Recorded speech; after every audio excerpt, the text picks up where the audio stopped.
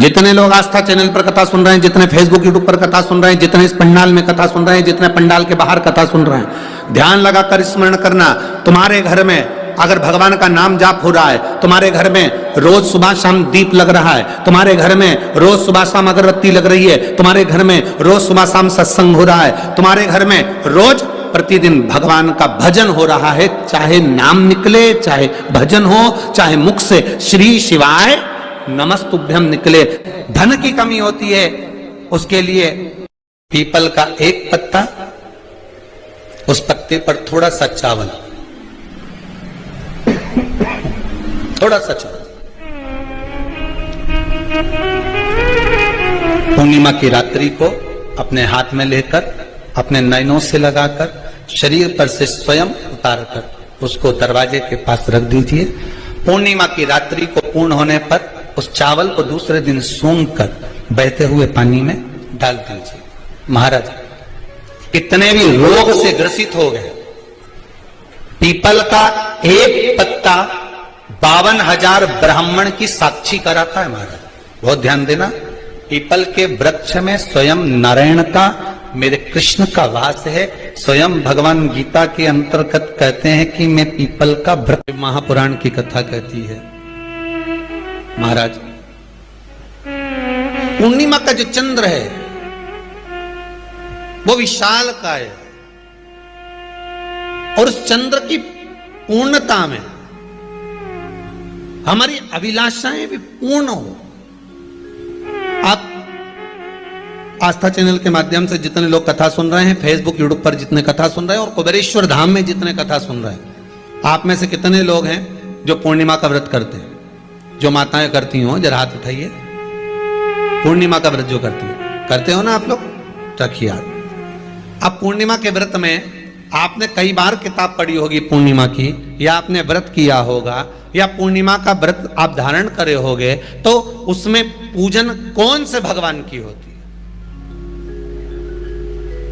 पूर्णिमा के व्रत में किस भगवान की पूजन होती है? तो कहा पूर्णिमा के व्रत में केले के खंभ लगाकर पूर्णिमा का जो अध्यापन होता है, पूर्णिमा की जो पूजन होती है, उस पूजन में शंकर और पार्वती की पूजन की जाती है,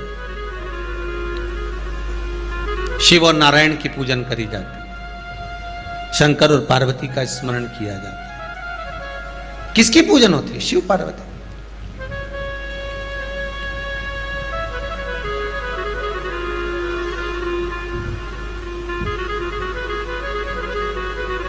क्यों शंकर और पार्वती का पूजन क्यों करा जाता है पूर्णिमा के व्रत में? क्योंकि शिव और माता पार्वती ही केवल एक ऐसे हैं जिन्होंने अपूर्ण लक्ष्मी को भी पूर्ण बना दिया था। किसको पूर्ण बनाया है? लक्ष्मी। शरद आप शंकर भगवान को एक लोटा पानी अगर शिव को समर्पित कर रहे हो, श्वेत पुष्प को रखकर शंकर जी के ऊपर सफेद फूल को चढ़ाकर अगर एक लोटा जल भी, एक पात्र जल भी शंकर को समर्पित कर रहे हो, तो ये लक्ष्मी के लिए ही तो कर रहे हो। और कौन सी लक्ष्मी? पूर्ण लक्ष्मी। पूर्ण लक्ष्मी। आपको पहले भी कथा में कहा, एक बार भगवान विष्णु के सामने लक्ष्मी मैया ने बहुत तेज स्वर में कह दिया था, नारायण, दुनिया के लोग आपका नाम जपते हैं, दुनिया के लोग नारायण नारायण कहते हैं, दुनिया के लोग आपका भजन करते हैं, पर सत्य मायने में कहूं ना तो मेरे बिना दुनिया के लोगों की नहीं चल सकती।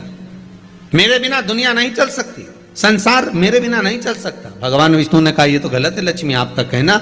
एक दिन लक्ष्मी को अहंकार आ गया, अहंकार के संबोधन जब माता लक्ष्मी करने लगी तो भगवान, उसी समय पर भगवान विष्णु को क्रोध आ गया, और भगवान विष्णु ने कह दिया, लक्ष्मी तू इतनी बड़ी बड़ी बात कहती है कि तेरे बिना नहीं रह सकती संसार। मैं तुझे कहता हूं लक्ष्मी, तू अपूर्ण है।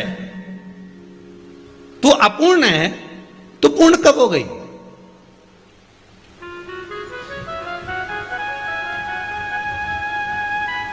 तेरी पूर्णता कहां हो गई? लक्ष्मी की आंख से आंसू बहने लगे। आज आपने मुझे अपूर्ण कहा है, आपको मालूम है आप मुझे अपूर्ण कह रहे हो? आपको ये ज्ञात हो रहा है आप मुझे अपूर्ण कर रहे हो? भगवान कहते हैं हाँ लक्ष्मी, मैंने तुझे अपूर्ण कहा है। अपूर्णता का मतलब आप जानते हो ना? भगवान कहते हैं लक्ष्मी मैं सब जानता हूं। लक्ष्मी रोती हुई माता सरस्वती के पास पहुंच गई। सरस्वती ने पूछा क्या बात है लक्ष्मी, क्यों रो रही हो? लक्ष्मी जी ने कहा क्या बताऊं सखी, मेरे पति ने आज मुझे अपूर्ण कह दिया है। तो क्यों रो रही है तू? अपूर्ण अगर कह दिया, पति ने ही तो कहा है ना, तो क्यों रोना? चल मेरे साथ में। और सरस्वती मैया माता लक्ष्मी को लेकर सीधे पहुंच गई माता पार्वती के यहाँ। माता पार्वती के यहाँ जब पहुंची है, माता पार्वती ने लक्ष्मी जी को देखा और सरस्वती को देखा तो पूछा कि बात क्या है, क्या हो गया ऐसा, क्या हुआ, क्या है ऐसा जो तुम दोनों आज मेरे पास में आई? क्या हुआ? पार्वती जी कुछ बोलती, शिव जी का ध्यान माता सरस्वती की ओर और लक्ष्मी की ओर गया।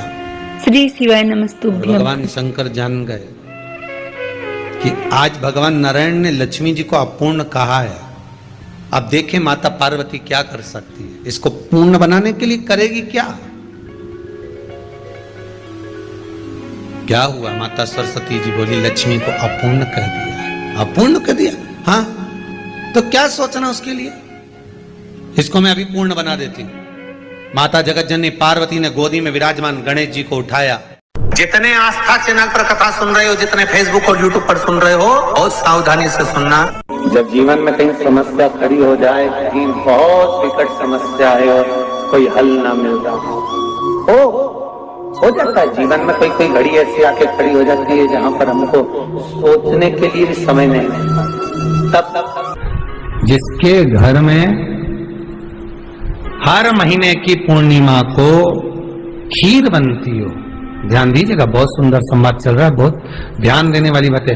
प्रत्येक महीने की पूर्णिमा को जिसके घर में दूध की सामग्री बनती हो, दूध की सामग्री तैयार होती हो, खीर प्रसाद तैयार होता हो, उसके घर में कभी क्लेश नहीं हो सकता। चाहे सास बहू एक दूसरे के सामने हो गए ना, वो सांप और अन्य वाले की लड़ाई क्यों ना, फिर भी शांति हो जाती है।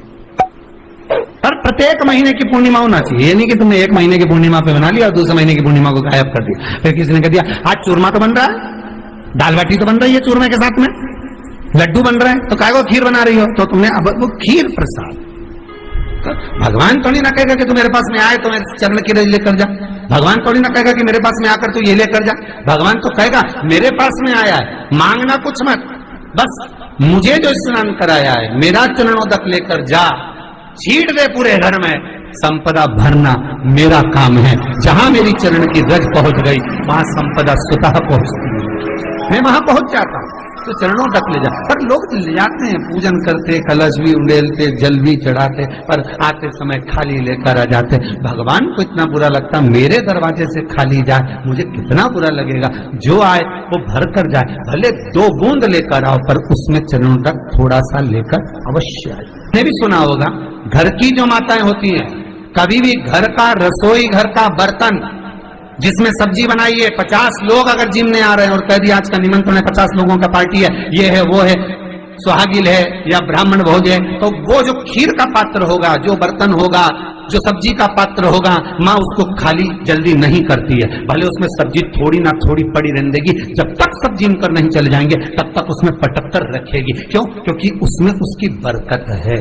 उसी तरह जल चढ़ाने के बाद हम जब लेकर आते हैं पात्र के अंदर, ये उसमें उसकी बरकत है।